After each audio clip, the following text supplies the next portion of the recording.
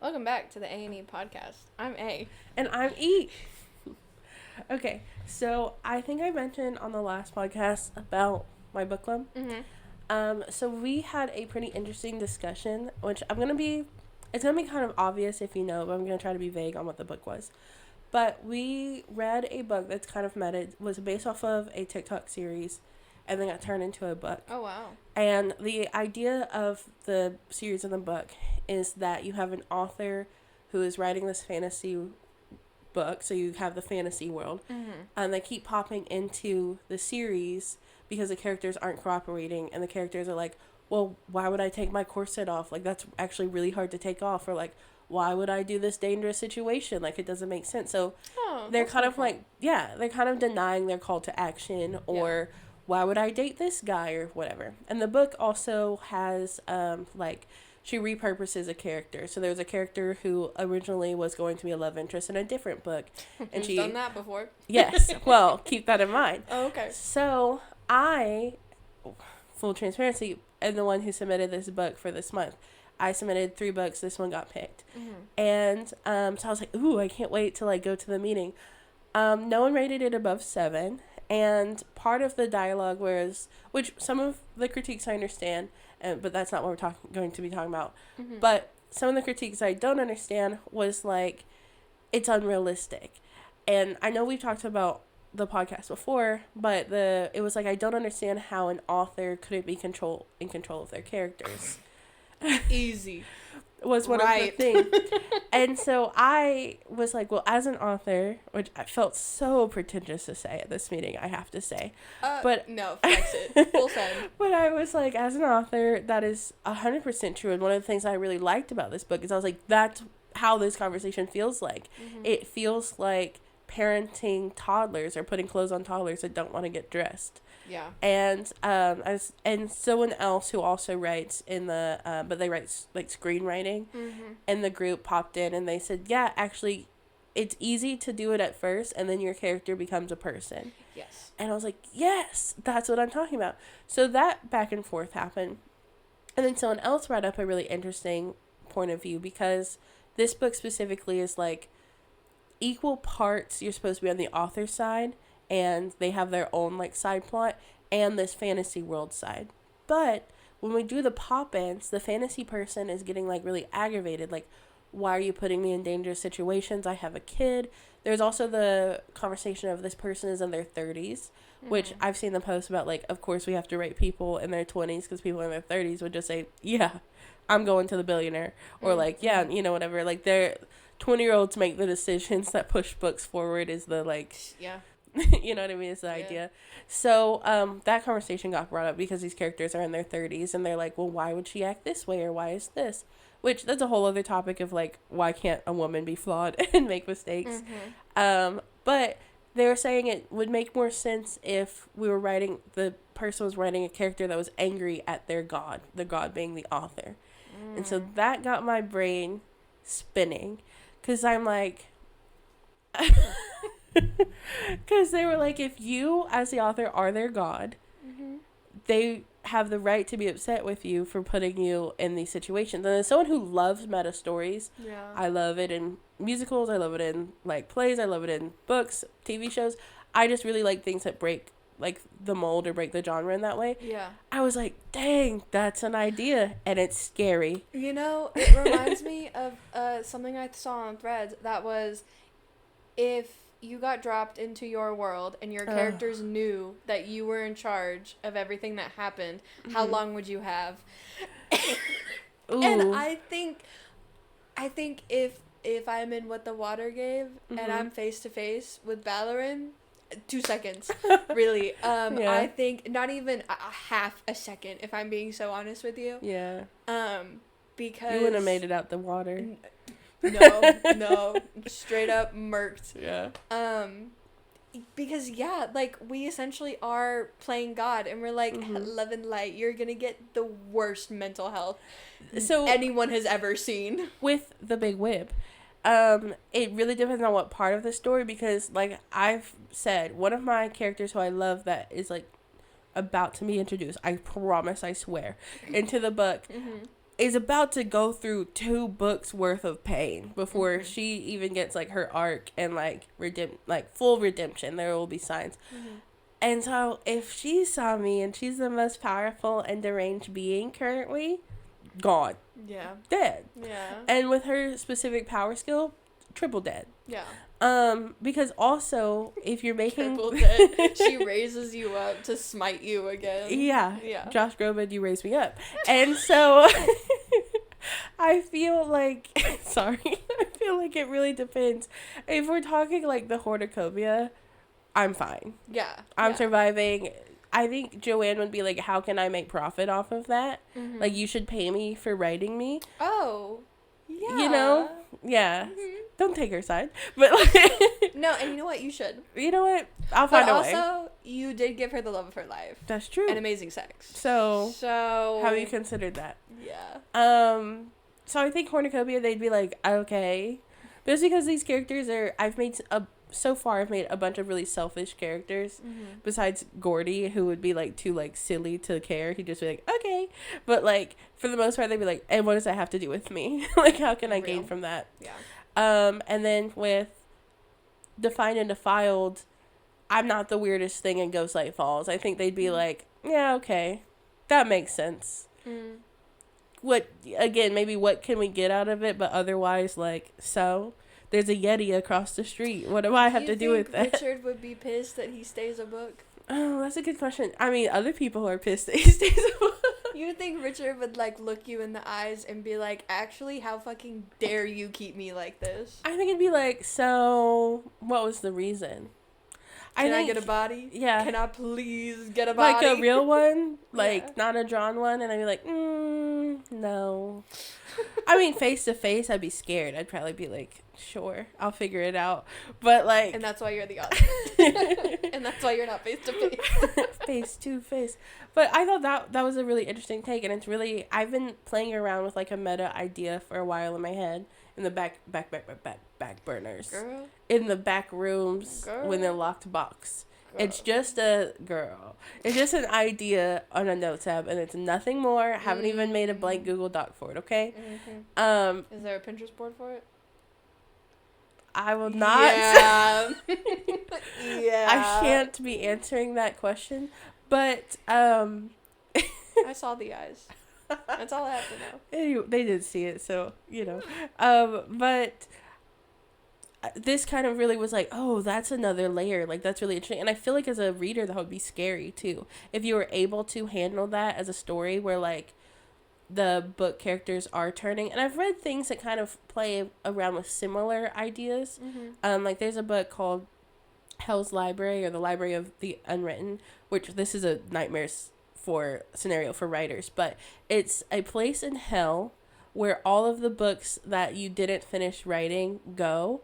And they can become so volatile that they can escape their book. So they have this hell librarian who has to, like, maintain all of the books to make sure that they don't get out or, like, change their story or whatever. And she, spoiler alert, she is a author who died. And so, like, this is, like, part of her punishment too. So that's scary. But that kind of plays with the, like, you know, the tropes and everything. That is horrifying. Yeah. Actually. So I feel like it could be done in a way that's, like, really interesting and scary. I also came home after having, like, this conversation at book club. And I saw a post with a completely opposite take. And I can't remember if it, like, where I saw it. I want to say it was a repost from Tumblr, but I don't know, whatever. But it was saying, authors, stop calling your characters people. They're narrative devices. And which is kind of giving don't call your dog your kid energy. Yeah. But they were saying, like, I'm trying That to... is not a person. That man is real. not real. But That's so funny. the way that they said it made more sense than how I'm describing it. I mean, it's the same takeaway, that's but perfect. yeah, thank you. But it was like going back into the terms of narrative, like the great American novels, how we're like Tom is actually a representation for. It was talking about that, and it was like these people are supposed to be ideals or like things to move the story along, and the plot. And I think the truth of it is somewhere in the middle. And it depends on if you're a character-driven author or a plot-driven author, or if you're somewhere in the middle. I would like to think that I'm character-driven. However, some of my characters don't have last names. So, Period. I think I'm somewhere in the middle. I think that entirely depends on your voice as an author. Because, like, not every book has to be pretentious, where... It's not the word choice I thought you were going to say. Not every book has to be pretentious, and, like, the main character dying actually represents an ego death. And it's set in the 30s in the Dust Bowl in the Midwest because of their... Like, it doesn't have to be like that all the time. Also, a lot of the authors that I got major beef with are dead.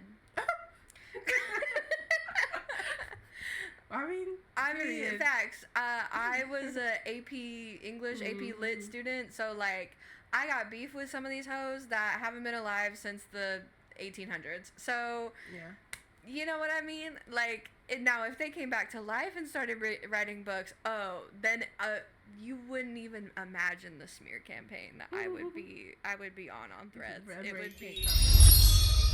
If I want to read about Krampus... I'm going to read about Krampus. Yeah. And it's going to be Krampus. It's not going to be... An allegory for the sins of humanity. Like, it's and it Krampus. could be. It could be, but it's not. What's the what is it? The drapes are blue or whatever. Yeah. I think sometimes we tell on ourselves with our writing unintentionally. We've gone over that a few times about, like, how my characters were me and derived from me and things like that.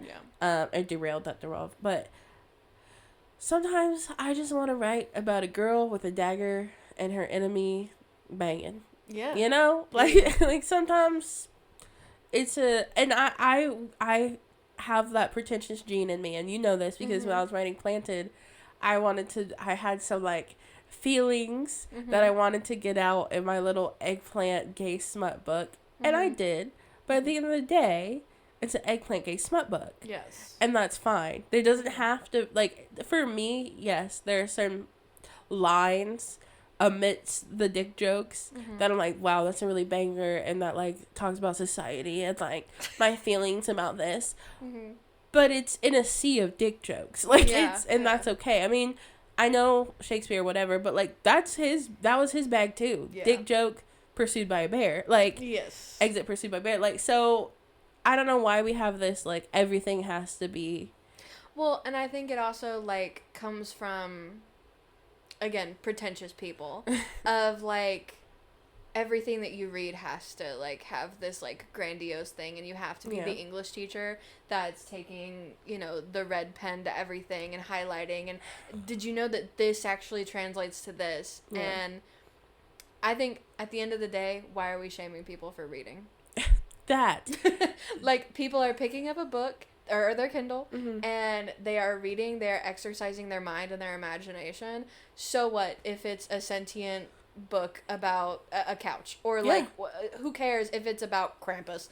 You know, at least they're reading, at least they're engaging, they're using their mind muscles.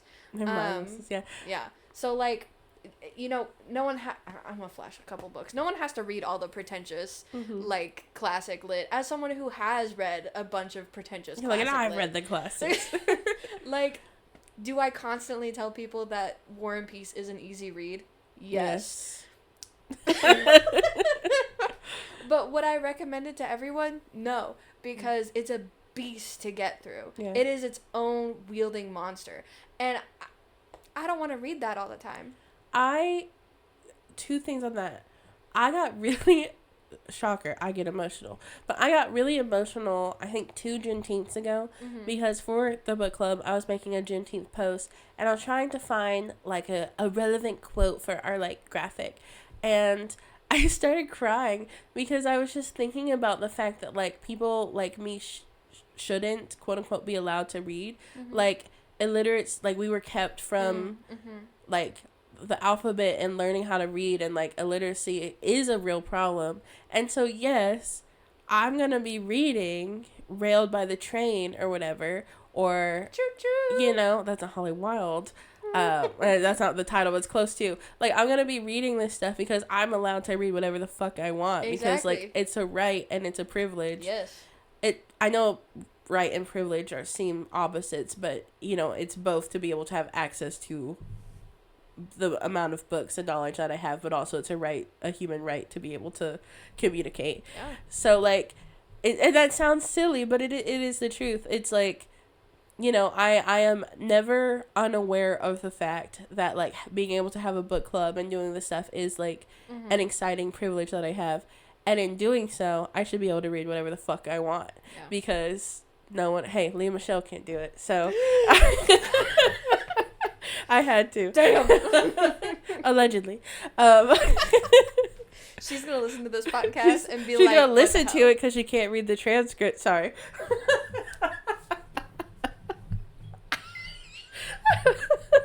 My jaw is permanently affixed to the floor. I'm just kidding. Anyway, Feyre from A Court of Thorns and Roses also illiterate. Oh, yeah. Annie from the latest Annie movie also illiterate. Those are the people we're standing with. When you read a book, think of those three and know that you're doing something that they can't. That being said. So yeah, exercise your free will. Yes. Read whatever the hell you want to read. And write whatever the hell you want. And write the hell whatever you want. I think that was going to be my last thing. It's like, as someone who did the film school stuff, dropped out, which I think makes me even more pretentious, if you really think about it, like, I used to watch movies that were literally shot in a Dutch angle, people's shoes walking for 20 minutes, and I'd be like, this is fucking art. Someone press record. And one of my friends would do, like, I've gone to, like, some ridiculous, like, film, whatever, where they show a bunch of films all at once. A soiree. And, like, and you're sitting there and everyone's talking about the art, and what you're actually watching is a home movie with a sepia filter that's cut at weird times, and you're like, this is art. And I think about that, and I'm like, anything is fucking art if I want it to be art. Mm-hmm. If I want to throw in 2 paragraphs of the most beautiful sex in the midst of my eggplant and my gay man fucking in a world called The Isle because they're groceries, that's fucking art. Yes. Boots the house down. Period. Yes. You know what, this I think has been also therapeutic because I'm trying to work on the big whip, and in my brain sometimes I separate the big whip, which is going to be under my legal name allegedly, and I'm like, this one's going to be art and this one's going to represent blah blah blah blah. Yeah. And then I turn into Elsie, I'm like, I'm having fun. And they're equally important, but sometimes I catch myself be like, have that separation and not feel that way. Yeah. So it's a little bit of the imposter, but also I think this is my true feeling. So we went from characters in a book that were meta to pretentious people reading books to pretentious books to read whatever the hell you want and Which write whatever the hell you want. It's very meta as authors for us to do so. I mean, yeah. So At the end of the day, we're on a floating rock. on the back of a turtle. Yes. We can do whatever we want. Mm-hmm. Well, on that note, I've been E. And I'm A. Bye.